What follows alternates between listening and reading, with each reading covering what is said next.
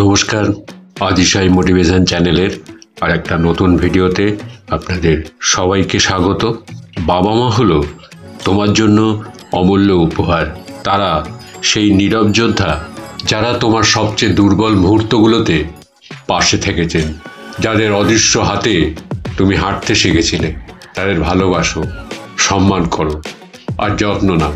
জীবন ক্ষণস্থায়ী এবং সবচেয়ে বড় আক্ষেপ হলো যারা তোমাকে সবচেয়ে বেশি ভালোবেসেছিল তাদের মূল্য বড্ড দেরিতে বোঝা যায়।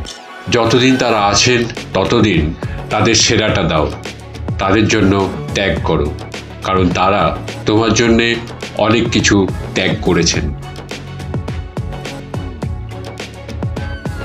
তোমার বাবা মায়ের কথা শোনো, কারণ তারা তোমার আগেই বহুদিন এই পৃথিবীতে বেঁচে ছিলেন।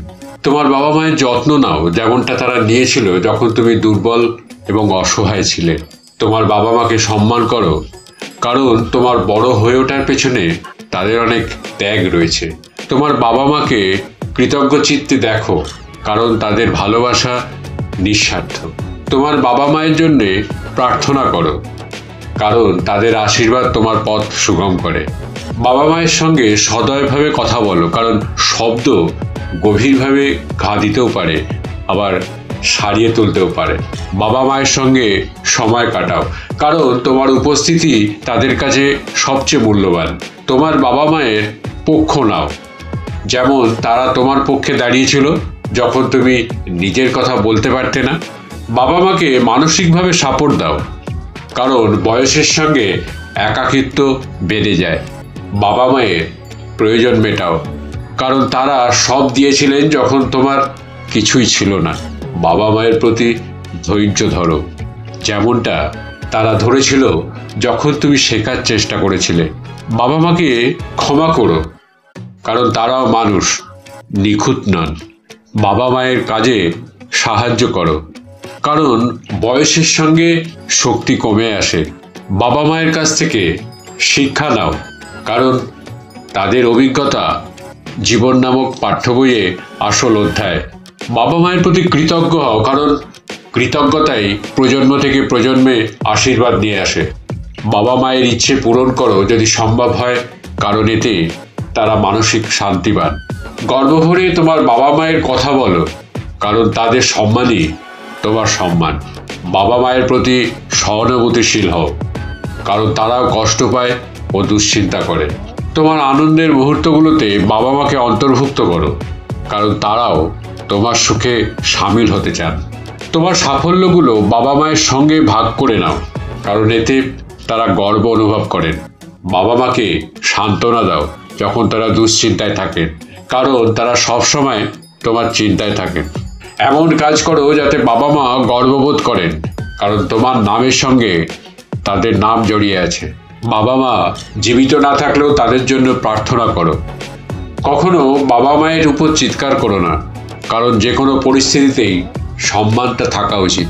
বাবা মায়ের ত্যাগ সবার সামনে স্বীকার করো, এতে নতুন প্রজন্ম তাদের বাবা মাকে সম্মান করতে শেখে। বাবা মার শেখানো ভালো মূল্যবোধ আগলে রাখো, এতে তাদের উত্তরাধিকার বেঁচে থাকে। বাবা মা বৃদ্ধ হলে তাদের বোঝা হালকা করো, কারণ একসময় ভূমিকা বদলে যায়। কখনো পৃথিবীকে তোমার বাবা মার বিরুদ্ধে দাঁড়াতে দিও না, কারণ তারা অপরিবর্তনীয়। বাবা মাকে গভীরভাবে ভালোবেসো, কারণ এমন ভালোবাসা আর কোথাও নেই।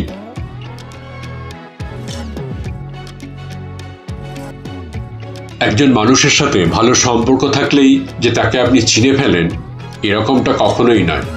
যে পর্যন্ত আপনি কারোর রাগ না দেখছেন, সে পর্যন্ত আপনি তাকে পুরোপুরি চেনেন না, এবং সে আপনার সম্পর্কে কি ধারণা পোষণ করে রেখেছে তা আপনি জানেন না। মানুষ যা ভাবে তা সবসময় মুখে বলে না। সামাজিক সৌজন্য, সম্পর্ক টিকিয়ে রাখার চেষ্টা কিংবা ভদ্রতার মুখোশ পরে অনেক কিছু চেপে রাখে, কিন্তু মনের গভীরে জমে থাকা সেই না বলা কথাগুলো একসময় ফেটে পড়ে রাগের মুহূর্তে। সাইকোলজিক্যালি বলতে গেলে রাগ হলো এমন এক আবেগ বা মুহূর্ত যা মানুষের ভেতরে জমে থাকা না বলা কথাগুলোকে মুখে নিয়ে আসে। রাগের সময় মানুষ এমন অনেক কিছু বলে ফেলে যা সে কখনো ইচ্ছাকৃতভাবে বলতো না, কারণ রাগের সময় তখন তার চিন্তার ফিল্টারটা কাজ করে না। বিষয়টাকে উদাহরণস্বরূপ বোঝাচ্ছি। ধরুন আপনার এক আত্মীয় সবসময় আপনার সাথে খুব ভালো ব্যবহার করতেন।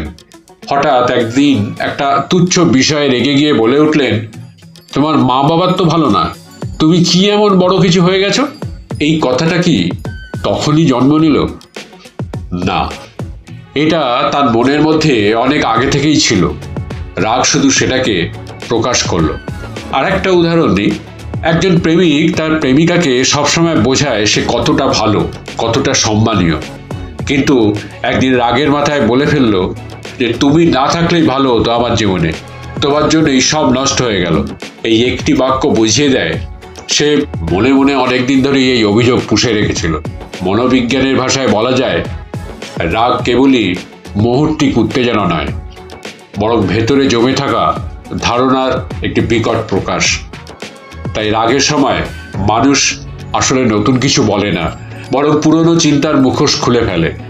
আপনার সম্পর্কে কার কি ধারণা তা আপনি জানতে পারবেন না তার হাসিতে, যত্নে বা ভালো ব্যবহারে, কিন্তু বুঝতে পারবেন তখনই যখন সে আপনাকে রাগ দেখাবে, কারণ তখন সে মুখের ভদ্রতা ভুলে গিয়ে মনের সঞ্চিত বাস্তবতাগুলো প্রকাশ করে দেয়।